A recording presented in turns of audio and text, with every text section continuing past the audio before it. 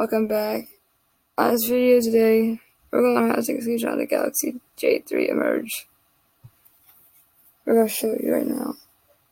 There's a power button right here. There's a home button right there.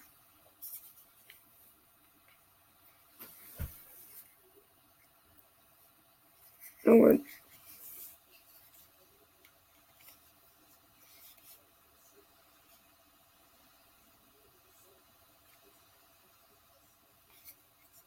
Here we go.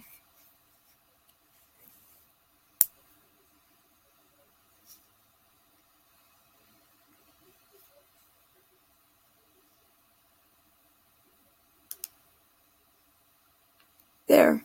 That was the power button and the home button. Let's talk about the sound on this time.